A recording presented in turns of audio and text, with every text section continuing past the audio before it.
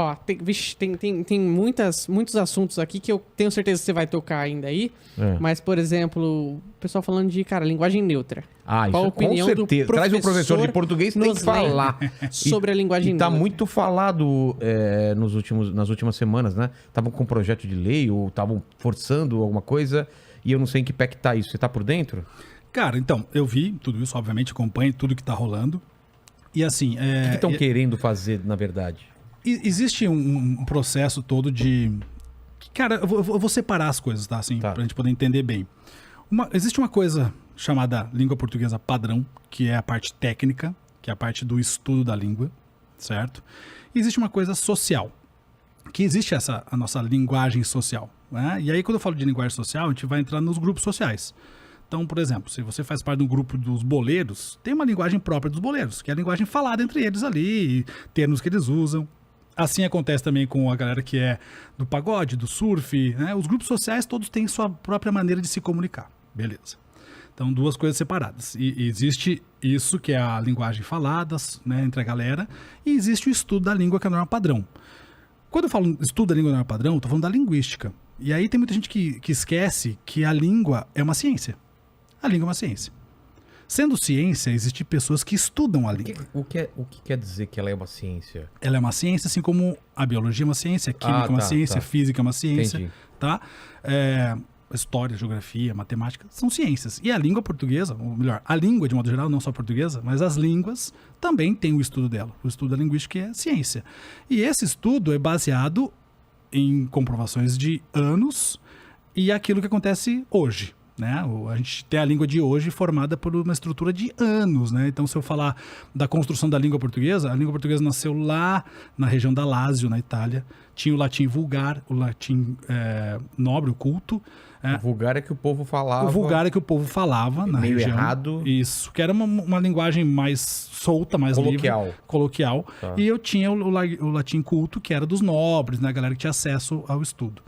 O que aconteceu com a expansão do Império Romano? Agora vem a aula de história. A expansão do Império Romano, todos os soldados, né, que iam conquistando os espaços, eles faziam parte dos plebeus e falavam o latim vulgar. Esse latim vulgar foi chegando às regiões que foram sendo conquistadas. Então, cada vez que Roma conquistava uma região, tinha que deixar um pouco de soldado lá. Esse latim vulgar desse soldado misturava com os dialetos daquela região e ali surgiu uma nova língua. Assim foi acontecendo até chegar na região de Portugal e Espanha ali, que é a região ibérica, e surgiu uma coisa chamada galego-português, que foi logo no sul da França ali, certo? Que foi primeiro momento de uma língua. Do galego-português saíram 3 línguas, que foi o francês, o espanhol e o português. Caramba! Essas 3 línguas surgiram daí. E aí, obviamente, né, depois o Império Romano foi perdendo força e tal, os soldados voltaram, mas a língua ficou. E essa língua lá de Portugal, né, de sei lá de quantos mil anos atrás, que veio depois de muito tempo para cá, e chegando no Brasil, lá com toda aquela história, a gente já sabe, né, de Pedro Álvares Cabral, juntou com o Guarani, do índio que estava aqui, depois, né, não vou chamar de excursões, mas um momento de escravidão que trouxe os escravos da África para cá, escravizou os africanos e trouxe para cá, misturou também com os dialetos africanos. Toda essa mistura fez a língua portuguesa acontecer. Beleza. Aí muita gente fala assim, mas a língua portuguesa foi se transformando ao longo do tempo, verdade? Uma transformação natural e orgânica, certo? Normal, porque a língua portuguesa, qualquer língua é uma língua viva, né? E aí por isso que ela se transforma de acordo com o falante. E quando chega nos tempos de hoje, as pessoas falam assim, então é por isso que agora vai mudar para isso. Não, calma. Uma coisa é a transformação orgânica da língua, natural. Outra coisa é uma transformação artificial.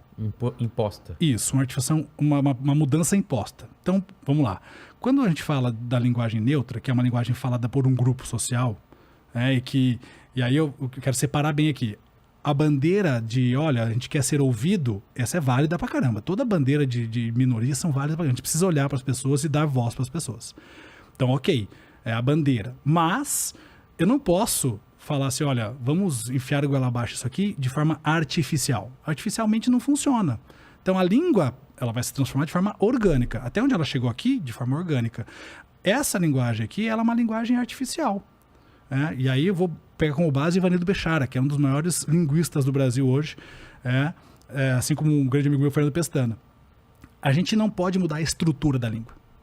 Pensa num prédio. Se eu tirar as estruturas do prédio, o prédio rui. O prédio não fica em pé. E a língua também é assim, ela tem uma estrutura. Essa estrutura é a gramática, é a norma padrão, vamos dizer assim. Aquilo que nós temos até aqui, que foi essa construção que eu contei agora nessa historinha toda. E isso não tem como tirar os pilares agora e colocar um outro tijolo aqui que apareceu agora. Não tem como, isso não dá para acontecer. Então, assim, eu preciso entender o estudo da língua, eu preciso entender de língua portuguesa para poder falar sobre língua portuguesa. Eu, como estudioso da língua, eu posso falar de língua portuguesa. Mas se eu não conheço a língua, eu não posso falar. Então tem que tomar muito cuidado com isso, sabe? Acho que linguagem artificial não cabe aqui. Mas daqui 100 anos isso vai acontecer? Se for de forma natural, sim. Mas se for de forma artificial, não. Então hoje, eu vou fazer a prova de vestibular do Enem. Beleza, fazer a prova de vestibular do Enem. Vou escrever lá com a linguagem neutra, porque eu quero escrever assim devido ao meu grupo social e tudo mais. Cara, desculpa, mas prova de vestibular é norma padrão. Mas eu vou entrar na justiça. Desculpa, é norma padrão. Por que norma padrão? Porque todo mundo do Brasil inteiro precisa ser padronizado para que todo mundo entenda. Para que funcione como uma identidade de um povo. Então, não é querendo enfiar a goela abaixo, assim, né? Não, calma. Porque, por exemplo, vou entrar no outro ponto aqui. Geografia, né? Quando surgiu o terraplanismo? Terraplanismo, na geografia a gente sabe que não é verdade. É falta de estudo, falta de conhecimento. Antivacina, na biologia, também é falta de estudo, falta de conhecimento. Me parece muito isso, sabe? E aí é a questão também que se politizou tudo. E quando se politiza a ciência, dá ruim. Não dá para politizar a ciência. E a língua portuguesa é uma ciência, então não dá pra gente politizar também.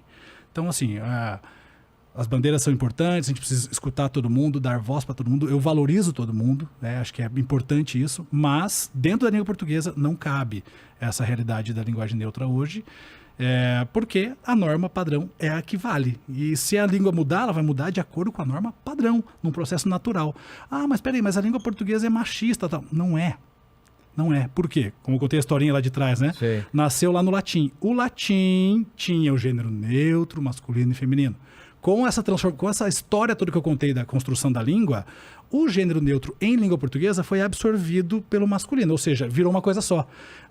Então, quer dizer, quando eu falo assim, sejam todos bem-vindos, nesse todos tem masculino e feminino ali dentro, tem tudo junto. Então, todos os gêneros, não só masculino e feminino, tem masculino e feminino e todos os gêneros possíveis. Não precisa falar todos e todas. Porque o neutro já está dizendo que é para geral, para possibilidade de qualquer pessoa, entende?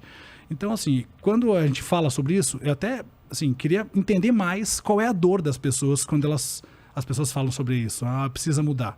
Mas eu preciso entender melhor até essa dor. Qual é essa dor? Essa dor eu preciso entender, mas a gente não pode pegar essa dor e querer fazer isso que só pela língua vai ser suprido. Porque a dor de uma bandeira de uma minoria, infelizmente, a língua não vai sanar. É outra coisa que vai sanar. Entende? É o que eu falo. É uma guerra outro tipo de política social. Não é para ser lutada agora. Tem outras batalhas muito mais importantes. Exato. De gente que é discriminada, que está morrendo por causa de raça, por causa de... É isso. Então, assim, acho que precisa mudar um outro tipo de cabeça, um outro tipo de postura social em relação a isso. Não é esse tipo de batalha que tem que ser feita. A batalha é outra. A batalha é muito mais profunda em relação a isso. Com certeza, com certeza. O que mais, Mandíbula? Olha, eu mandei algumas perguntas aí para você também. Mas